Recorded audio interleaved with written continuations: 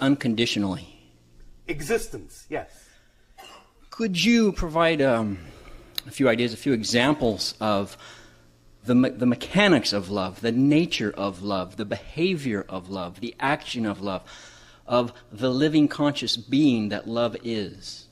The best example we can provide is to illustrate and point out all these things at once in the statement, all that is loves so unconditionally, it will actually allow you to believe you are not unconditionally loved. That's how unconditionally loved you are. It will allow you any belief whatsoever, even the belief that negates the idea you are unconditionally loved. And that ability itself, to be able to believe you are not unconditionally loved, to be able to believe that you have no support from existence itself, in the face of your actual existence, which should be all the illustration you need that you are supported, but nevertheless, to be able to believe you are not supported by existence in the face of your own existence shows you how deeply and actively you are unconditionally supported in anything you choose to believe. Anything, even to the negation of the support. Does that make sense? Yes. Does that answer your question sufficiently, or did you wish to explore another aspect of this?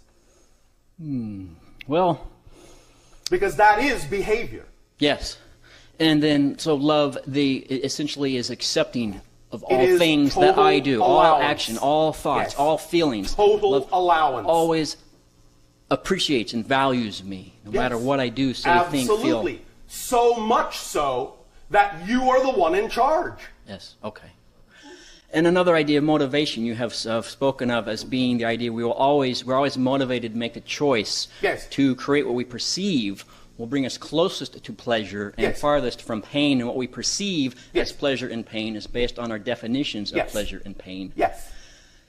Is this apply really to our local physical reality, this idea of motivation, or is it an integral part of the third universal law? What we put out is what we get back, and then therefore apply to all It of is existence. the physical representation of that law. So it applies to all existence, It motivation. does, but of course it will be experienced in different ways. Okay. Different kinds of mechanisms in different dimensions will be developed in order to experience that law in the way that's germane for that dimension. So the idea of the psychological motivations are the third density's way of expressing that concept in physical terms. All right. And one last one. Is there anyone that's been born and raised on this planet that is currently over, say, 200 years of age? Oh yes, actually quite a few. And what are they generally the oldest? Like 300 years old, 400 years old? One moment.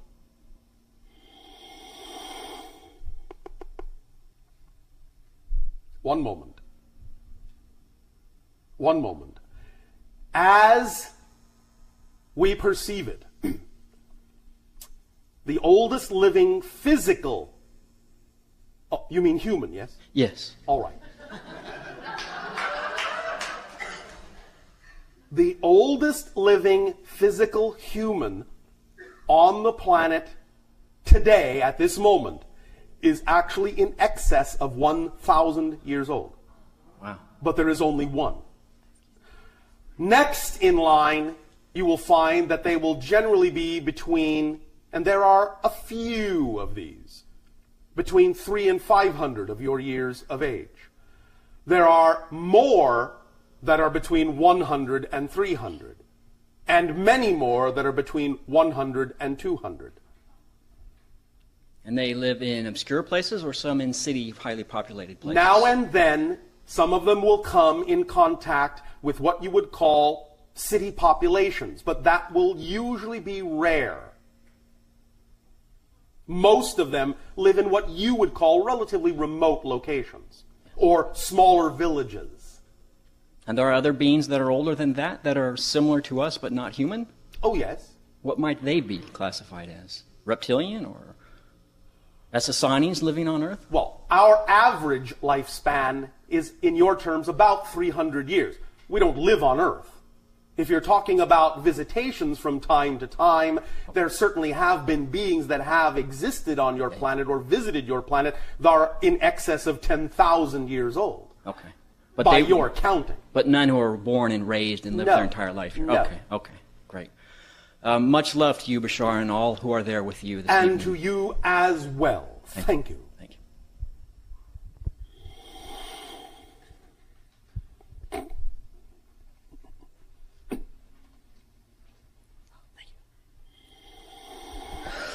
Hello, Bashar. Good day to you. Good day. I would like to share with you a dream I had, and if you right. can give me more insight on what this dream means. We will see. Okay. In this dream, I'm driving to work, and I'm on the street called Nordhoff. I stop at a red light, and the cross streets are now Nordhoff and Mason. I remember seeing cars in all sides of the intersection. Then all of a sudden, a huge gust of wind picks up my car, and my car starts flying through the air. Yes. I end up in a spaceship next. Yes. The next thing I remember, I'm standing in the spaceship, and I'm in front of two entities. Yes. One looks very much like you, a hybrid, and Yes. the other, a very tall being made of white light, and then turns into pure light. Yes. I remember having telepathic communications, but not remembering what was shared between us. All right. Then in the flash, I'm in my car, and I'm flying in the air the same way as I did when the wind first picked me up. Yes. My car is now back in an intersection, and it seems like nothing has changed, Yes. and no time has passed. Correct. What happens next is that all my tattoos disappear, and my eyes turn crystal blue. Yes. I'm also still able to have telepathic communications with these entities in my dream, Yes. and I start sharing this with others. Yes. I even take one individual onto the ship to meet both entities, Yes. and that's all I can really remember from the dreams. Oh, all right. What explanation needs to happen here? Sounds like a relatively accurate description. Yes, but I want to know what was shared between us. I can't really remember. And why did my tattoos disappear? Why did my eyes turn blue? Tattoos disappeared symbolically because what it represents is the idea of information on the outside now being on the inside, of absorbing data. Okay, why did my eyes turn crystal blue? Because absorbing all that data allows you to function from a higher plane. The higher vibration, the higher resonance represented by that color allows you to be seeing through the eyes of the higher self. Okay, and why did I meet those two entities, and those specific two entities? Because they're your friends. Okay. Because they're family. Because you have familiarity with them. Because you've done it before many times with them. Okay, well, that's it. Thank you very much. Thank you.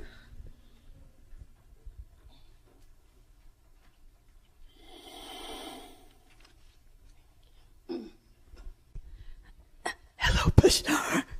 And to you, good day. Good day, good day. I'm so excited to see you again. Actually, I say, I'm so excited to see you or hear you again. All right, thank you. Thank you. I spoke with you about maybe 13 years ago All right. about my voice. Yes. And I would like to choose to speak better again. All right. My Do daughter. you have anything to say? I have too much to say. Well, all right. Then maybe you should tone down what you think you need to say and deliver the information more simply. What do you think about that idea? That sounds good. I hope my daughter wrote that down. One moment. One moment. One moment.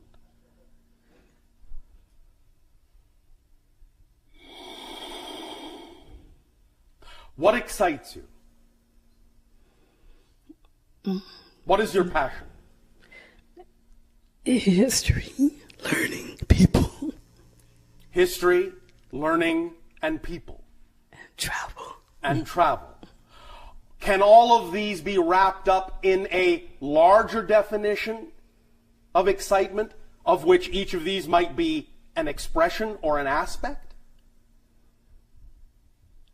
I would like to know what that is. Well, I'm asking you. History, learning, travel, people. How do you imagine that those aspects might be lumped together into a broader definition of what your passion is? I'm stumped. Teaching? Well, I was teaching when I lost my voice. Oh, but teaching in a different way? Yeah, How do you imagine, in the circumstances that you are in now, that you could teach without necessarily having to rely on the vocal communication? Well, there's online teaching, of course. Oh, all right. That's one. Anything else? I would like to have more people contact than online. Oh, well, all right. So you want to do it face-to-face, so to speak, in person. That is your preference? Yes. All right. Yes. One moment.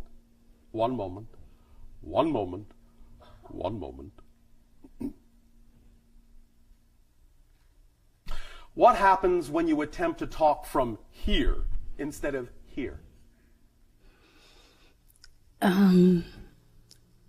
It's a better voice when I can breathe properly, but it seems like I've forgotten how to talk. That's not necessarily a bad thing, you know, especially in your society. Yes. You told me that before, that Yes. there were other ways to communicate. Yes. Yes. But I just want to add this, that I've done some, like, hypnotherapy and other things, that brought up, like, sexual abuse All right. as a child. And All right. that, Very good. so that I'm... Are you ready to integrate a lot of these things together? Yes. All right. Are you planning to take a trip Yes. to Florida.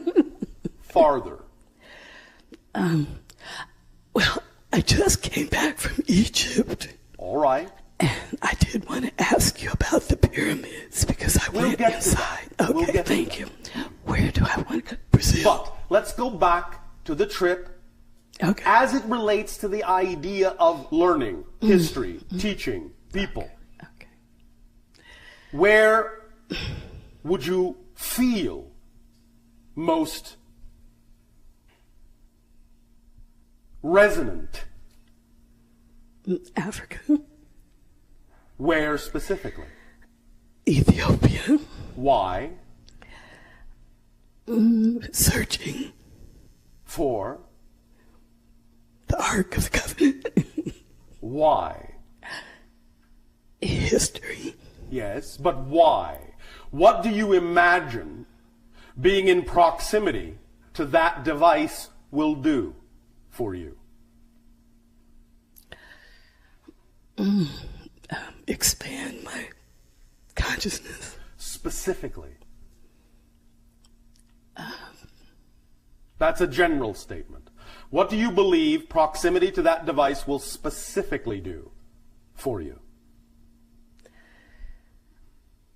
I hadn't really thought about it. Think about it, but not too hard. Feel it more than think about it. Imagine with me now that you are actually in proximity to that device. What comes up? Fire. And what feelings? Brightness. Do you feel any kind of rise in passion within you? Yes. You sound hesitant. Are you afraid to feel your passion? Yes. Why? Just general fear. Are you afraid that if you allow yourself to unleash your passion, that the consequences will be negative? No. Then why are you afraid? Just fear of the unknown. You know what? I don't believe you. Someone willing to travel to Ethiopia in search of the Ark of the Covenant does not really have a fear of the unknown.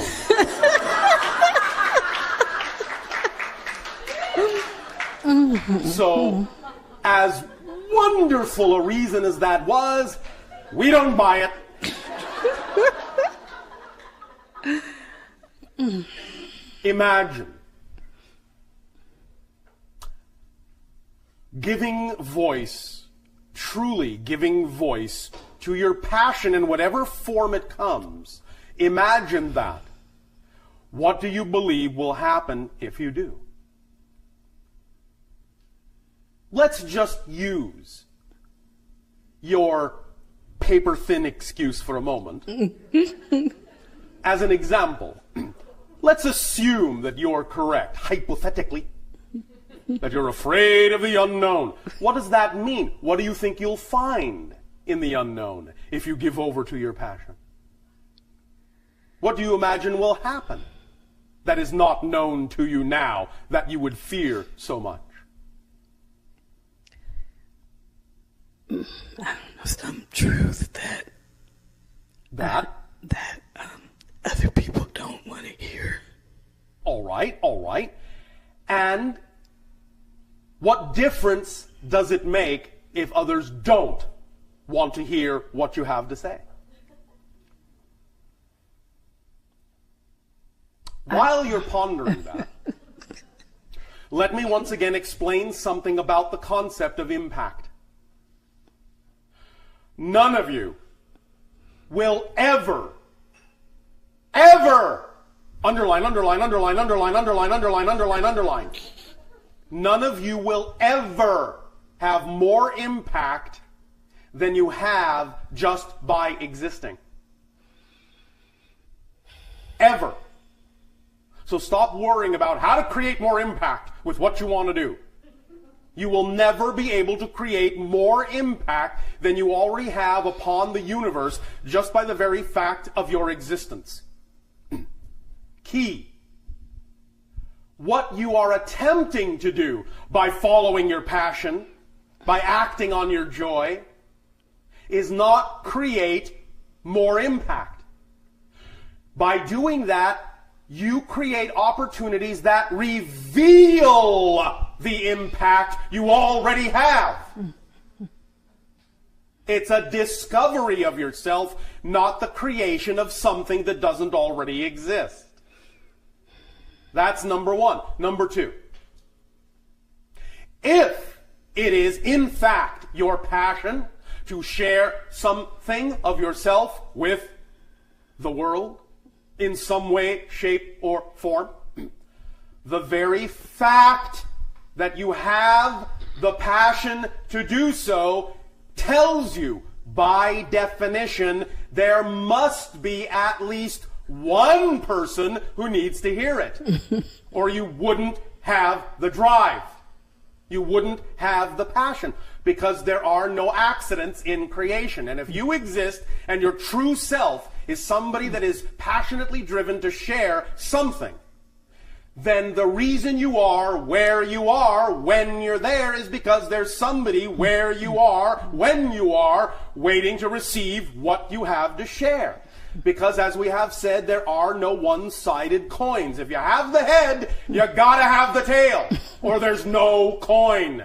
You can't have a head by itself. You can't have the tail by itself. If you got the head, you know there has to be a tail to the coin somewhere.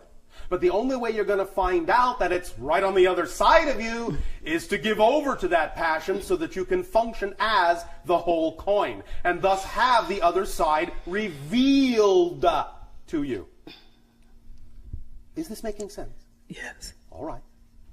One moment.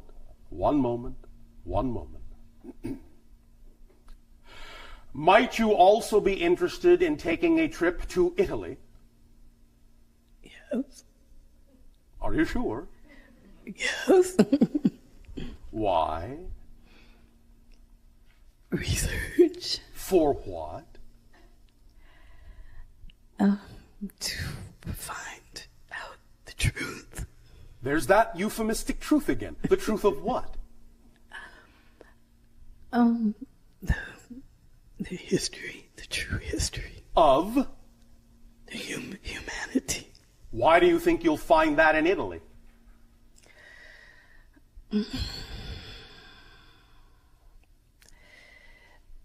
there's many places to do research there.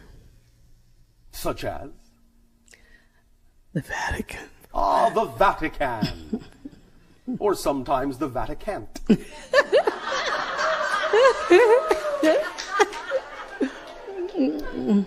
Can you or can't you? I can. Say it again. I can. Say it softly. I can. Say it softly.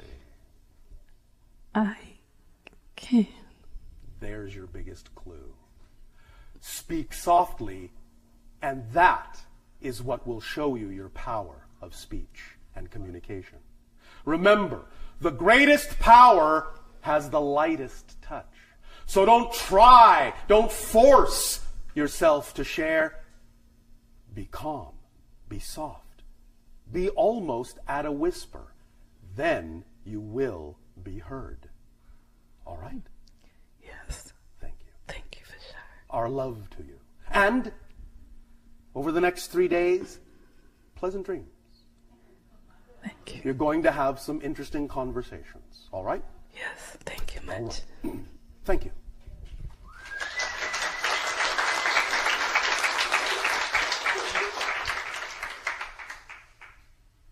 I hope you know you are applauding yourselves.